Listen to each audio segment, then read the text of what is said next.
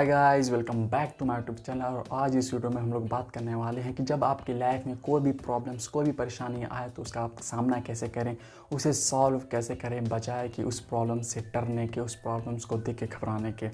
ये हम लोग अपने पास्ट से, अपने हिस्ट्री से सीखा है कि हर ह्यूमन बीइंग के लाइफ में प्रॉब्लम्स आती रहती हैं, वो प्रॉब्लम से घिरा होता है।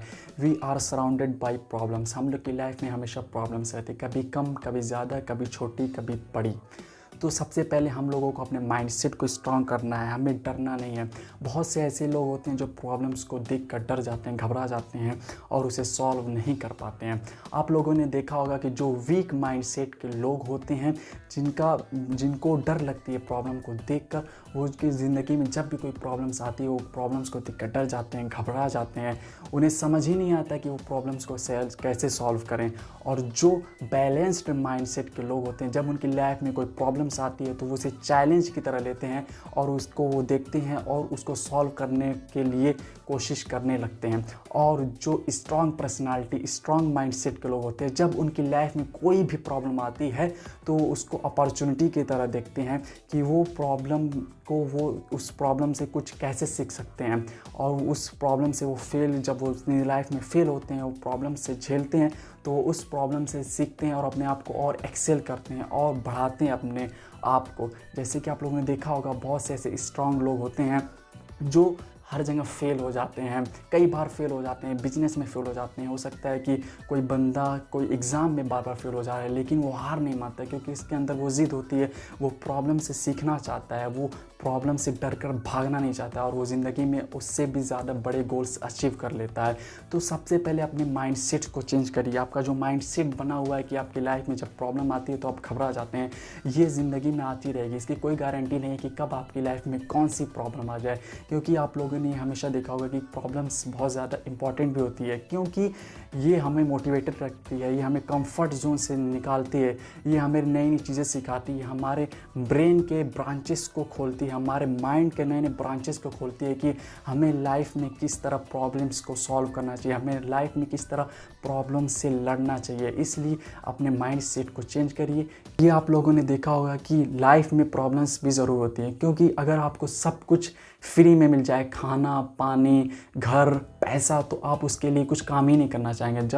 जब कोई प्रॉब्लम्स नहीं होगी आपकी लाइफ में तो आप कुछ काम नहीं करेंगे, कुछ नया नहीं सीखेंगे। इसलिए लाइफ में कुछ प्रॉब्लम्स भी ज़रूरी हैं, पर लाइफ में कुछ ऐसी प्रॉब्लम्स होती है जिसको सॉल्व करना बहुत ज़्यादा ज़रूरी होता है। और उसको सॉल्व करने के लिए सबसे पहले आपको ऑब्ज़र्व करना पड़ेगा वो प्रॉब्लम है क्या।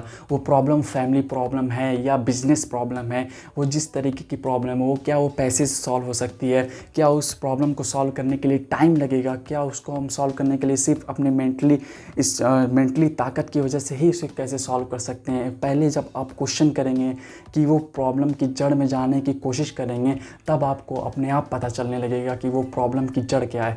मैं आपको एक एग्जांपल से समझाता हूँ जिससे आपको पता चल जाएगा कि आपको जब कोई प्रॉब्लम आए लाइफ में तो आप उससे क्वेश्चन करके कैसे हल निकालें। एक टाइम ऐसा था जब वाशिंगटन मॉन्यूमेंट दिन ब दिन ख़राब होते जा रहा था, दिन ब दिन कमज़ोर होते जा रहा था।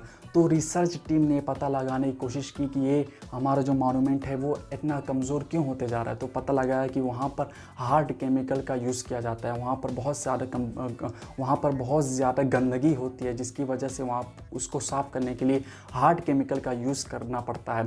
तो वाशिंगटन मॉन्यूमेंट को कमज़ोर होने से बचाने के लिए रिसर्च टीम ने उस पर क्वेश्चन किया कि यहाँ पर इतनी ज़्यादा गंदगी क्यों होती है।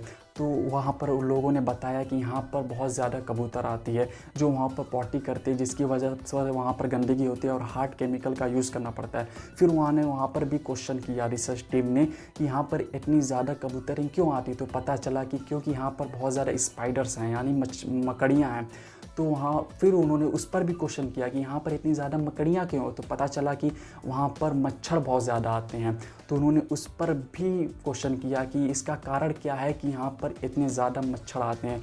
तो उन्हें पता लगा कि जब शाम होती है, जब सूरज ढलता है, जब सूरज डूबता है, तो वाशिंगटन मॉन्यूमेंट की लाइट को ऑन किया जाता है, जिससे अट्रैक्ट होकर मच्छर आते हैं, जिसकी वजह से बहुत ज़्यादा मच्छर अट्रैक्ट होते हैं और वाशिंगटन मॉन्यूमेंट की तरफ आते हैं। और वाशिंगटन मॉन्यूमेंट की तरफ आते हैं तो मच्छर खाने के लिए मकड़ियाँ आती हैं, मकड़ियाँ को खाने के लिए कबूतर आती है। कबूतर जब वहाँ पार्टी करती है तो हार्ड केमिकल का यूज़ किया जाता है उसको सॉल्व करने के लिए, जिसकी वजह से मॉन्यूमेंट दिन ब दिन कमज़ोर होते जा रहा है, दिन ब दिन ख़राब होता जा रहा है। तो वहाँ पर एक सिंपल सा सलूशन निकला कि जब सूरज डूबने लगे, जब शाम होने लगे, तो तुरंत ही लाइट को ना ऑन किया जाए बल्कि थोड़ा लेट करके ऑन किया जाए। तो देखा आपने, जब आप क्वेश्चन पूछते हो तो उसका सलूशन निकला। जिस तरह इस बड़ी प्रॉब्लम का सिर्फ इतना सलूशन निकला कि वाशिंगटन मॉन्यूमेंट की लाइट को थोड़ा देर बाद ऑन किया जाए, तुरंत शाम को ही ऑन न किया जाए, जिसकी वजह से वहाँ पर मच्छर नहीं आएंगे, और वहाँ पर मच्छर नहीं आएंगे तो मकड़ियाँ नहीं आएंगे, मकड़ियाँ नहीं आएंगे तो कबूतर नहीं आएंगे, कबूतर नहीं आएंगे तो वहाँ पर गंदगी नहीं होगी, गंदगी नहीं होती वहाँ पर हार्ड केमिकल का यूज़ नहीं किया जाएगा, और जब हार्ड केमिकल का यूज़ नहीं किया जाएगा तो वाशिंगटन मॉन्यूमेंट कमज़ोर नहीं होगा।